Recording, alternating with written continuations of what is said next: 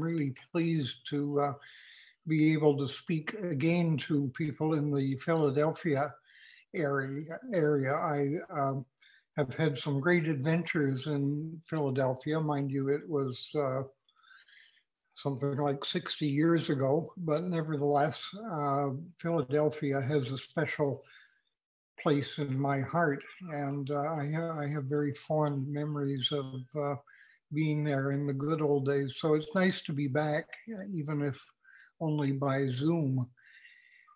So we wanted to just talk a little bit about the Flavia books.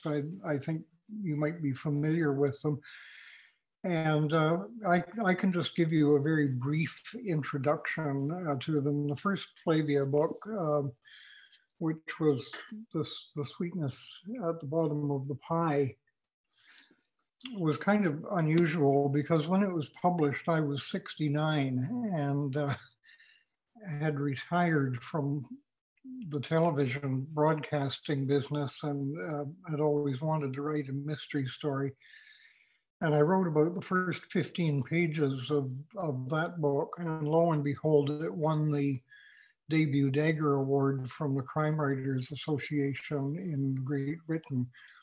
And when I was presented with the award in the Park Lane Hotel in London, I suddenly realized that I had to go home and write the rest of the book because I only had the first couple of pages. So I did, and apparently everybody was happy with it. It became a New York Times bestseller and was published. It was picked up in the US and Canada and in the UK initially. And by about 6 months later, it had been picked up in something like 6 countries, and then it was 12 countries. And it eventually became 37 or 38 countries. And the single book became a series, which at the moment stands at 10 books. So it's been a little bit of a shock to a guy that was retired in British Columbia and writing in a basement to being someone that is sitting in an attic in the Isle of Man in the middle of the Irish Sea. And I think you can see the castle in the background, which is a real castle. It's a very famous one. It's where the Queen in one of Shakespeare's plays was banished to the care of the Stanley family. And that virtually is the view from one of our bedroom windows, believe it or not. And it's a very, very, very interesting place. There are people who believe that it's the Grail Castle. I don't know that I can comment on that, but we have been in the crypt of the chapel to a Halloween presentation that was on there. And I can tell you that it was extremely spooky. So that's what you see in the background. You might see it light up at some point in the evening. The lights go on, and it's like living in a fairy tale. So that's briefly the background behind Flavia. And I'm going to just turn it over now and let Andrew switch people on individually and see, first of all, if you have any questions that you would like to ask, or if there's anything that you'd like to say. It doesn't have to be about the books. It can be about anything under the sun. And because I'm so old, I don't care if I have to say I don't know. I'm kind of beyond shame. I did. I was involved in the design and installation of sort of high-end TV broadcasting studios. So I was buying and installing and designing and all the wires and cables under the floor for big TV studios and post-production facilities and videotape editing and computer animation and satellite distance education, medical TV, that kind of stuff. But I don't tinker with it. Tired, I had a fleet of I don't know, about 100 Macintosh computers that came under my care. And now I have this iMac that I'm using to talk to you, and I don't know how it works, and I don't really care. And I had enough tinkering in my television years to last me for several lifetimes. So I'm happy to use the computer to read and research, but I'm no longer interested in what goes on inside the machine. The question besides me is Mr. David Bellinger. I'm just wondering, how did you learn about all the chemistry involved in all of the books? Oh dear, you had to start with an embarrassing question.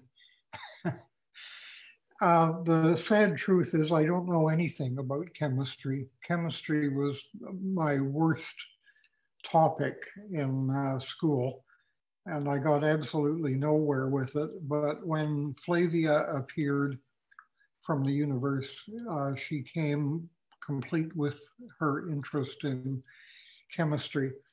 And in the beginning, I thought I had to fake it. I had to do a lot of research and a lot of reading. I was buying online old chemistry books that had to predate 1928, because that was the date when Flavia's uncle Tarquin died. So there was no chemistry after 1928. I had to make sure that all of the chemical formulae and so on were from before that date.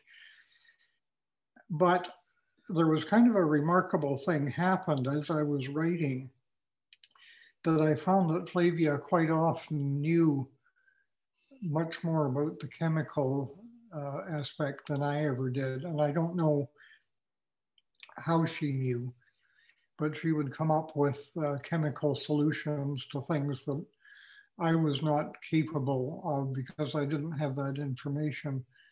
But I sort of became a typist for her.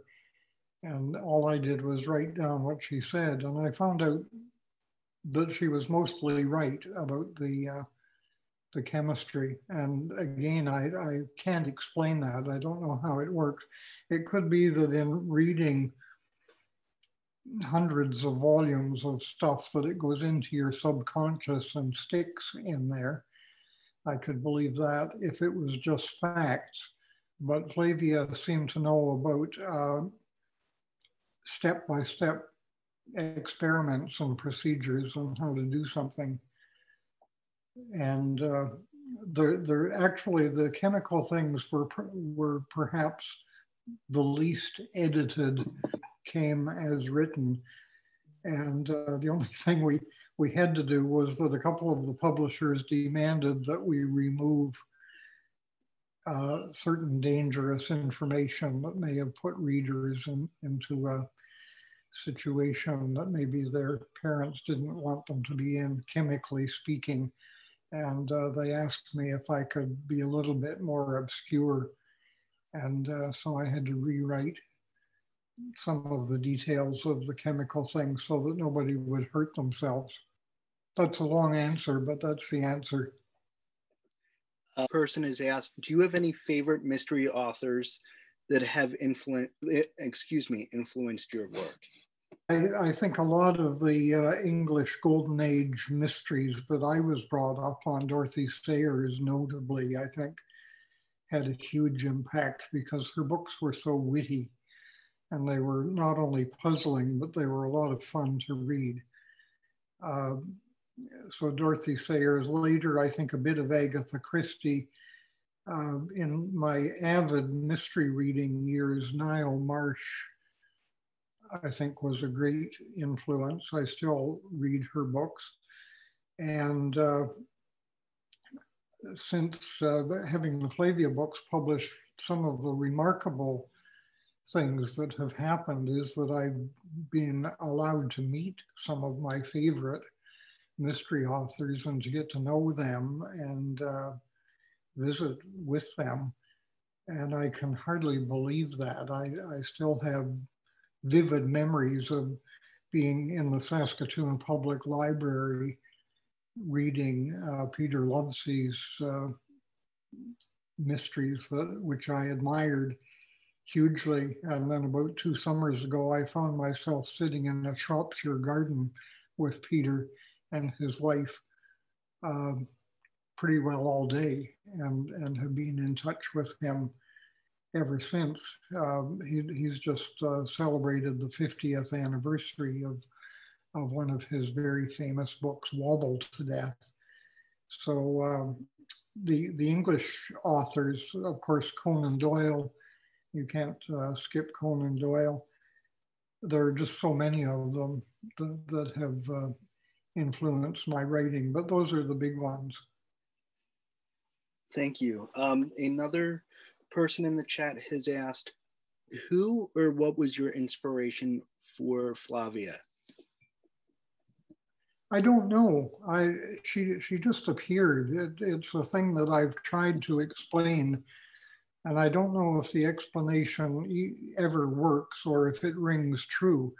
But what happened was that I was writing another mystery story that was what I call my Alan Bradley mystery. It was about a young woman that worked for CBC television in the very early days of TV in about 1952, 53 in Canada. And it was a subject that I knew something about. I could write about TV studios and feel that I wasn't making too many technical mistakes. And I started that book and actually got into it. And there was a scene in it where one of the characters went up to an old decaying country house and knocked on the door. And I knew what was going to happen. I knew what he needed to ask and what he needed to find out. And it was all very straightforward. But when he got out of his car, there was a girl sitting on a camp stool writing something on a notepad. And I just stopped dead in my tracks because I hadn't, even though I wasn't planning the story, I was just allowing it to generate itself as it went. But I had no idea who this girl was, and I thought I would just ignore her. And I couldn't do that. I couldn't write my way out of that thing. I tried to have the main character go around and sneak in the back door and sort of lose her, but he wouldn't do that. He just stood there frozen, and I couldn't write anything because I didn't know who this girl was. I didn't know what her name was, and it was an absolute nightmare.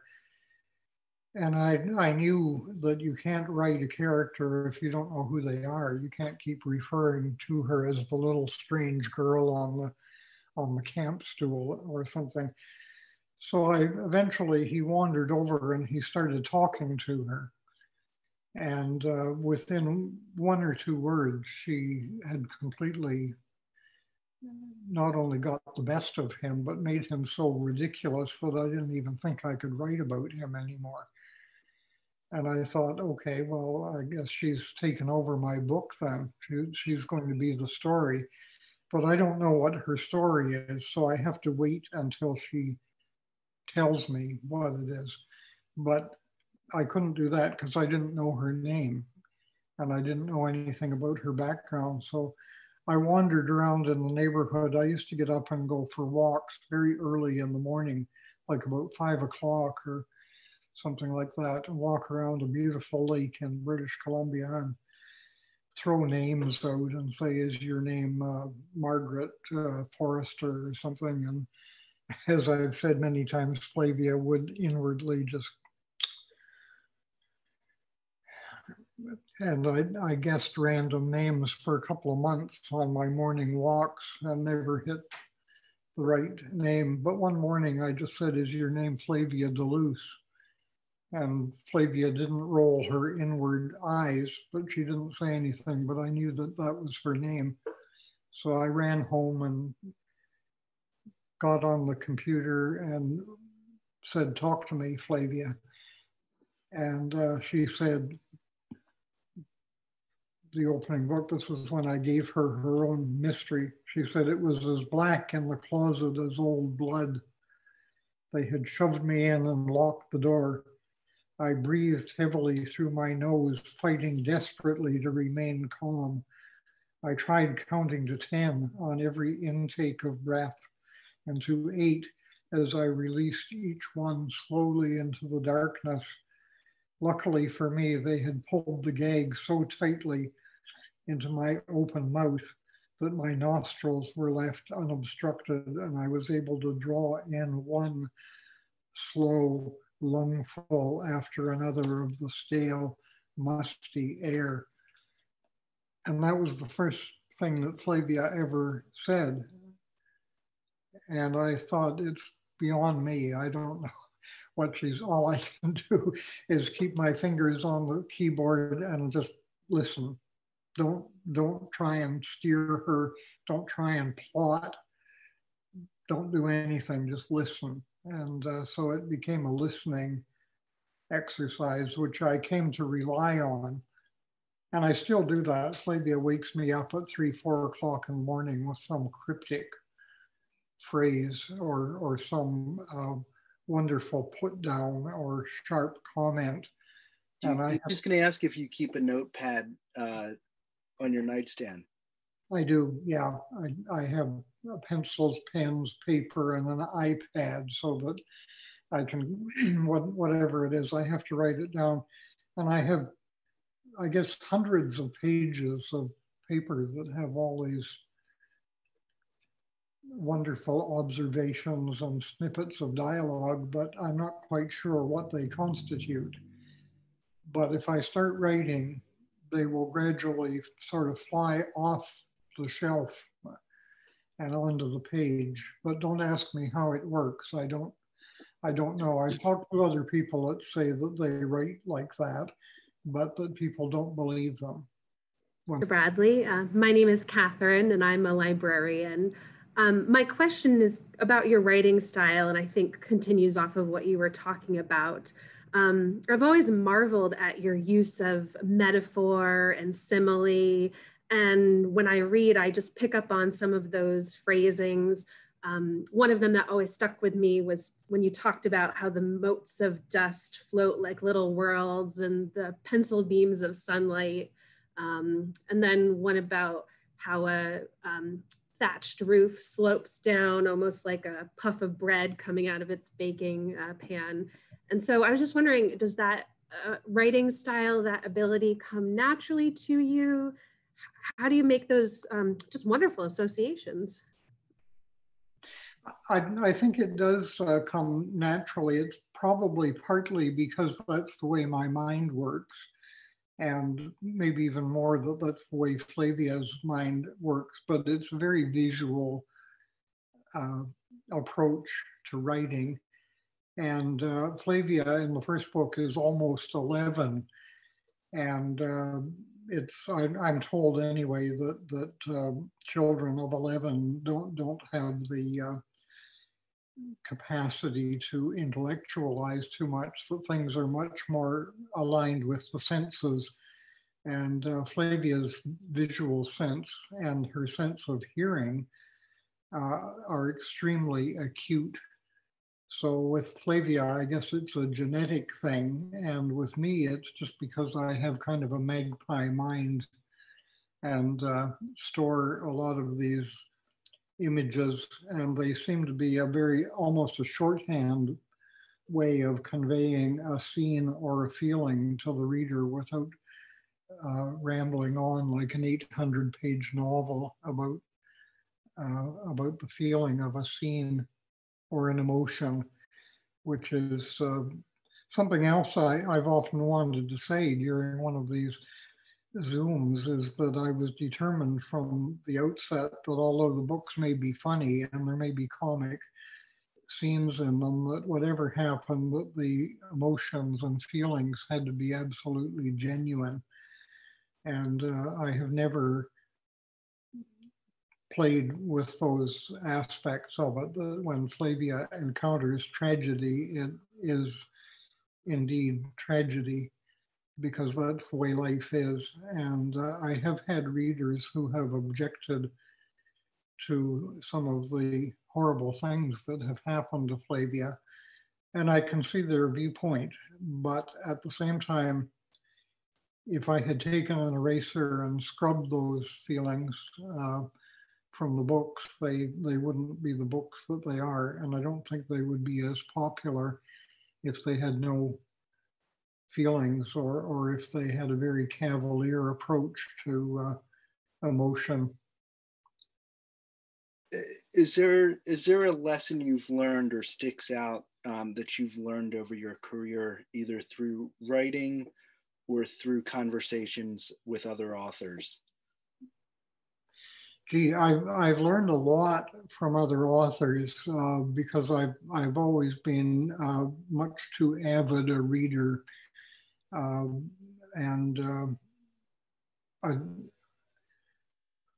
I think almost everything that I ever learned, I learned from a library. I went through going through about 6 or 7 or 8 books a week, and a lot of my life was devoted to, and still is devoted to, reading and trying to learn from the books that I've read. I don't know that I can boil it down. I can remember certain books that taught me things that were unforgettable. The books of T.H. White, I think, were an enormous influence. I read all of his works during the 60s and 70s and 80s. And books like The Once and Future King, which taught me a lot about how to deal with real life emotion in fiction and how not to try to dodge it, and how to use it to maintain a connection with the reader. That I think you have to do that. You have to have a rock solid connection with the reader. So that's why I tell people, if they write and say, I don't like your books, I say, fine, don't read them. You shouldn't. If you don't like them, you shouldn't be reading them. And that makes me very happy when I know that somebody that doesn't like a book quit. So thank you. I have another question from the chat. Since you had a good career before becoming a writer, can you talk a little about what drove you to reinvent yourself as a writer? Did you write before you retired? How did your writing change when you retired? Oh, good question. I wrote during my TV years in different forms. There were years when I wrote letters to people. I had a very long correspondence with a dear uncle, and wrote back and forth with him about everything under the sun in letters that usually ran around 30 pages. And there's a lot of training in doing that and composing a letter if you're being careful to frame it properly. I wrote short stories that were published in things like the Canadian Children's Annual. I wrote short stories for children.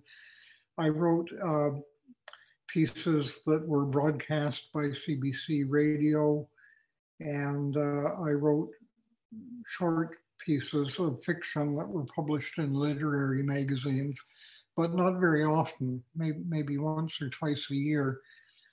The thing that had the greatest influence on my writing, I think, was when I moved to Saskatchewan from Ontario, which was in about 1970, roughly. And I came under the influence of an absolute beehive of literary activity. Saskatchewan was absolutely a hotbed of writers in those days. There were many, many, many writers, and many fabulous writers. The one who was most influential was a woman named Anne Shumagelski, who had won a Governor General's Award for her book called Woman Reading in Bath, which I had encountered, and I've never laughed so hard as I did. And I had an opportunity to meet Anne, and then began working with her in what they called a prose group. It was just a group of people who met about once a month at somebody's house and had tea and read out pieces which were bitterly criticized with great good humor. And I never learned so much about writing as I did sort of sitting at the feet of this group of poets who were all much better writers than I was. But I was the one who was learning the most, and I was very fortunate to do that for quite a few years. So when I retired, I think I had sort of been sharpening the tools, but I hadn't really done any major projects. And so when I retired, the first thing I did was I wrote a memoir, which was a book about my childhood and my mother. It was called The Shoebox Bible. And it was published immediately in Canada anyway. And went on to, I guess, give me enough confidence to dive into the Flavia books when I retired. But I can honestly say that all of that made me kind of fearless, maybe foolhardy about doing a mystery series. I've never felt that I couldn't do it, or I was incapable of doing it, or that it would turn out to be not a very good book. I've always really enjoyed it. And I'm very thankful that I was put in that place, in that time, to learn from those people. So I'm big on groups. If you have one person who's a wonderful writer in a group, the trickle-down effect is enormous. I've heard rumors that there's going to be a Flavia television series. Is there a status about that? And so much of what goes on in the books is internal in Flavia's amazing head. How is that going to be communicated? Right, that's a good question. There is a TV series in development. I'm not in a position to say anything about it at the moment because I'm forbidden to. So all I can say is that they're working on it. There was, because of the coronavirus, it had a huge impact on the TV production, especially studio production, was virtually shut down for about a year, and it's getting back now slowly, but there have been other problems because of the virus. But yes, it is in development, and I think there has been a lot of discussion about how a first-person narration can be effectively handled on TV without doing endless voiceovers. And I think that it's been dealt with probably as best it can. It's a matter of viewpoint when you switch it from first-person voice in fiction to a visual medium. In effect, if this makes any sense, the internal voice of the narrator becomes the camera. So the viewpoint is very, very important in that, and it depends on how you balance it with what the other characters do, whether they're getting equal time during a dialogue. But the narrator, or Flavia in this case, has two, or can have two voices. She can say what you see her say on the screen, but she can also move to a meta level and comment on the world outside the frame. And there are various ways of doing that and involving other characters, but I was just looking at a script this afternoon, and it seems to me that it has been done as well as it could possibly be done. So we'll see. As we were talking before when we met, Lower Merion is getting ready to, in June, we're going to be launching our adult summer reading program. And I'm just wondering, as a avid library user, will you be joining your summer reading program? Right. I don't know if we're going to be allowed to go out to go to the library. To be honest, we've just gone back into a second total lockdown here on the Isle of Man. And at the moment, it doesn't look like anytime soon that we're going to be able to go anywhere. We can't leave the island. And if you leave the island, you can't come back. So it's, we do have libraries, but they're not open. So I have my own library here. My pride and joy, I guess. I have something like, my wife tells me, 14,000 books in the library. But my summer reading program is to reread Robert Graves. And I've got a stack in the corner over there. I've gathered up all my Robert Graves books and put them together in no particular order. But I think I'm going to start with I, Claudius, and Claudius the God again, and then go on to some of the books that he wrote about the Trojan War, which are absolutely wonderful and hilarious. And that should pretty well last me through the summer, because Robert Graves was very prolific. And I kind of identify with him because we spent 5 years living on the island of Malta, and being in the Mediterranean and writing was something that Robert Graves did.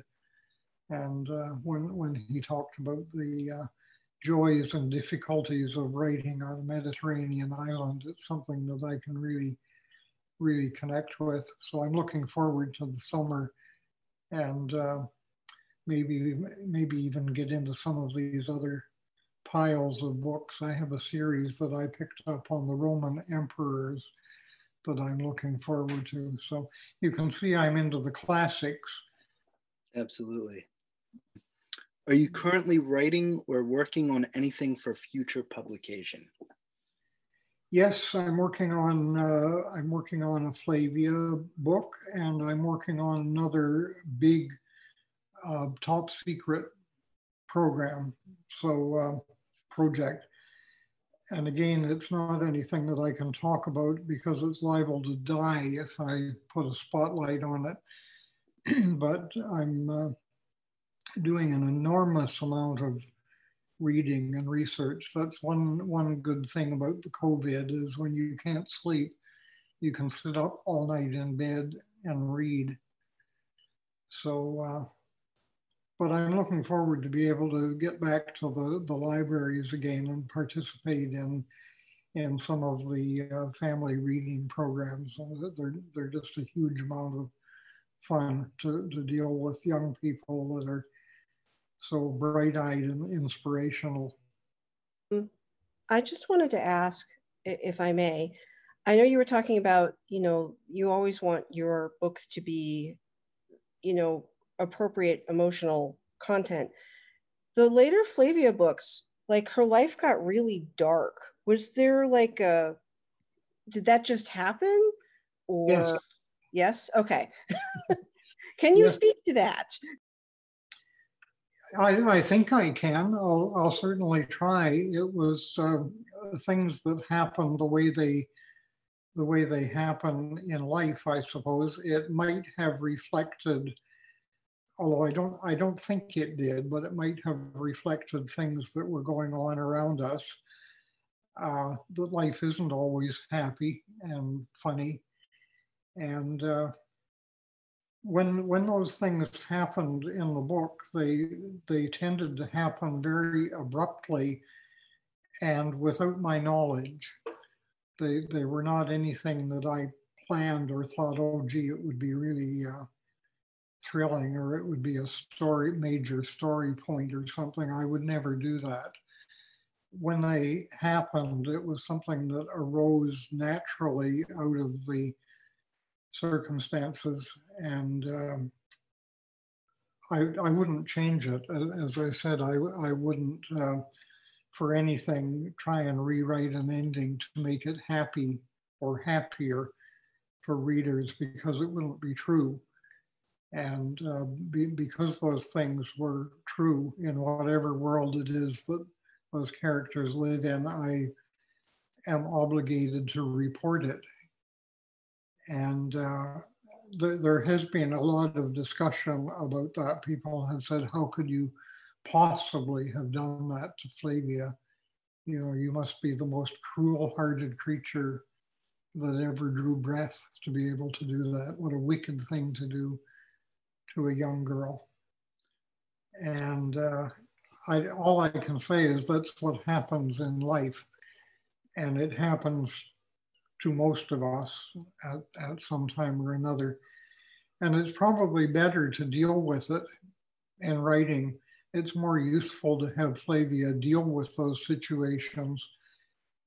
She's not a victim by any means. She's not a victim. And she's learning as she goes how to deal with those things and store them up for when she's older. So I think that makes the books more utilitarian than if they were just, you know, amusing stories with funny endings. They'd be okay, but they wouldn't have the readership.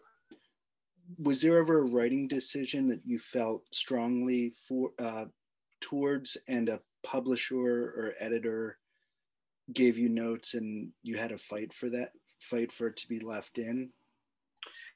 Not an editor, no. I've never, the editors have changed very, very, very little about the manuscripts. They usually point out something where I've got a fact wrong, something that I think that I know with absolute perfection turns out to be wrong.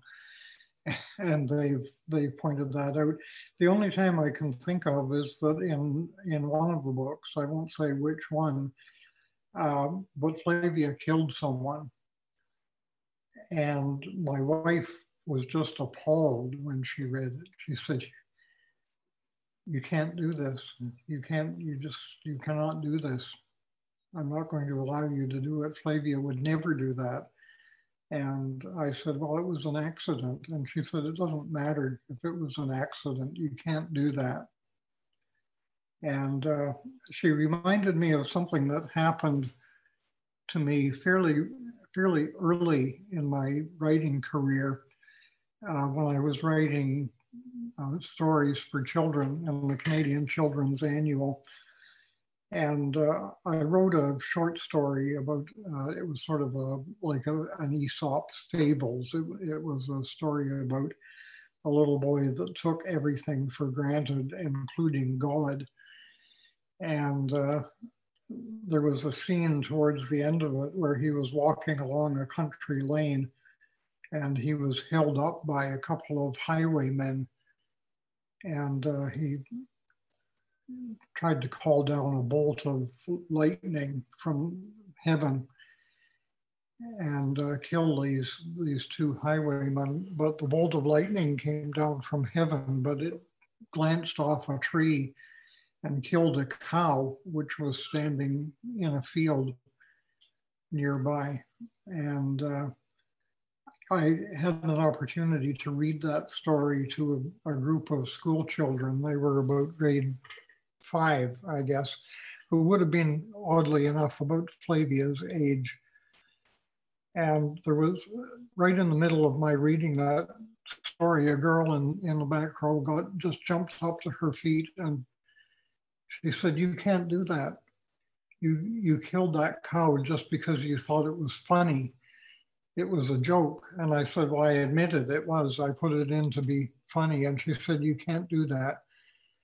When you create creatures, you have to be responsible for them."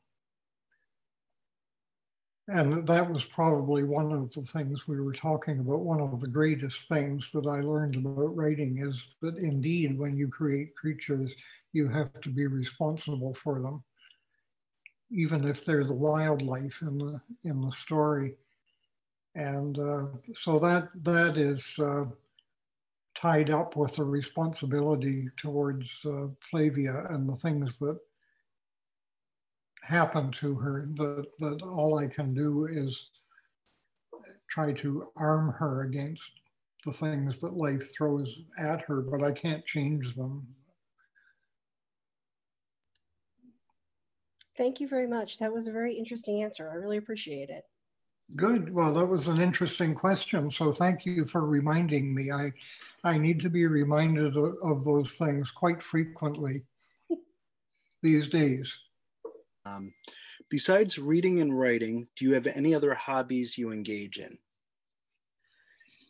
No, I don't. Not really. I've done various things in my life,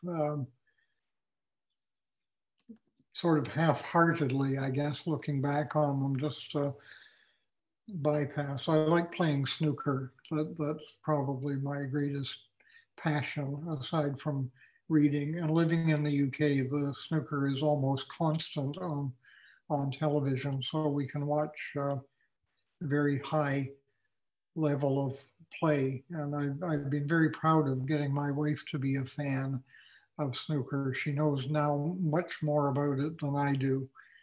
And she's up on all the players and what their standings are and so on. So we go from evening to evening channel surfing on the various snooker tournaments that are going on. World Championship is coming up in April, so we're all geared up for it. You ever taught any writing classes in person or virtually? If not, would you consider it? Oh yeah, I'd love to do that. I did during all my years at the University of Saskatchewan. When I finished my day's work in the TV studios, I used to teach classes in television script writing and screenwriting, and also TV production.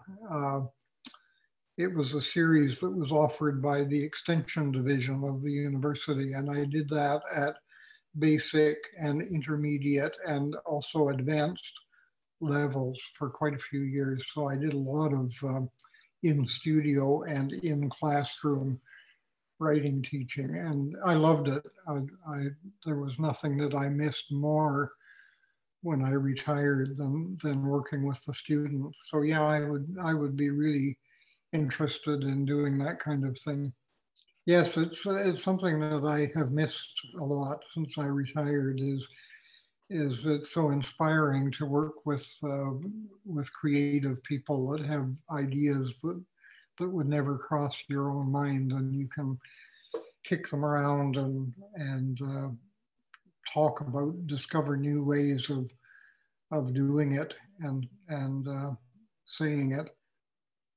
I don't know what I tell them. Read James Joyce, read Finnegan's Wake, and Joseph Campbell, and the Aeneid, and read them all at the same time and see if they're the same story. And if not, why not? And so forth. You can get into some wonderful discussions with that. I've always loved libraries. A story to conclude that I've often told is when I was a little kid, I grew up in a town called Cobourg, Ontario, which is right across the lake from Rochester. And we had a little, a very old-fashioned storefront library with an elderly lady who was the librarian. And I read my way through that quite quickly when I had been taught to read. Before I went to kindergarten, my two sisters were charged with keeping me entertained. And so rather than having to have this bratty little kid around, they decided that teaching me to read would free them for other things. So by the time I went to kindergarten in grade 1, I was already reading books, novels, things that we had around the house, which were partly kind of strange things, but also good things like Mark Twain and my sisters had Louisa May Alcott, and I was reading Little Women and Little Men, I think, when I was in kindergarten. But one of my sisters also had copies of James Joyce books, and I was into those. But I wasn't allowed to use the adult library section, and because I wasn't old enough, I was had a child's card at the library. And they had a wonderful book that I found in the stacks way back on a very high shelf. They had a book on the history of funeral directing in America. And I thought, oh, this is really great stuff. I have to read this. So I took it up to the front desk, and the poor lady librarian almost had a heart attack. She said, you're not allowed not only to check this book out, you're not allowed to have it in your hands. And she took it away from me. It had been donated to the library by a local undertaker who had book or stamped his name in the book. And I went up to my grandmother's house. My grandmother was a great reader. She brought bags of books home from the library. And I said, they won't let me take out a book. And she said, why not? And I said, because I'm not old enough. And she said, you just wait here. And she went and got her hat and put her hat on and took my arm and marched me down to the main street. And we went in the library, and she said, give him an adult card. And the librarian was so taken aback that I'd sort of thought that she was dragon-like. And it turned out that she wasn't at all. She was just being careful and doing her job. But she was so shocked at my grandmother doing that she just gave me an adult card. And I was able to dash to the back of the library and get the history of funeral directing in America and go check it out. Years later, I was pretty close to your neighborhood. We were on holiday in the States, and we went into an antique shop. And they didn't have much, but they did have a copy of the history of funeral directing in America. And I picked it up and took it up to the counter and said, this doesn't have a price in it. How much is it? And the clerk said, well, I don't know. I don't own the book. I will have to phone the person who owns it and ask them how much it is. So she phoned the owner, and the owner said, is this person a funeral director? And she said, are you a funeral director? And I said, no. And she said to the person on the phone, no, he's not a funeral director. And the person said, then why does he want this book? And my wife said, he's just weird. But I still have it. It's right over there. Do you have a favorite part of that book? Yeah. There's a wonderful, wonderful section in that. It's how to bag a body for railway shipment. And there's a very large canvas bag that's like the mail sacks that they used to put on the platform going from city to city. There was a huge, shapeless canvas bag with a draw cord in the mouth of it. And the correct way to bag a body for railway shipment, there's this great gray sack with a neatly tied cord on the top of it, and it's the correct method. And the next plate is a picture of this bag, and it has part of a foot sticking out. Which is the wrong way, I assume. The wrong way to bag a body for railway shipment. But so one of my great loves is that book. That's a great story. Yes, I think that's probably where Flavia gets a lot of this from. Sort of the grotesque. I just want to share, the chat is blowing up with just the amount of thank yous from people that have attended. And thanks to everybody for turning up tonight. That's very good of you to come and such good questions. I've been rambling on here for, I really, really appreciate it. And I honestly look forward to seeing you again before too long.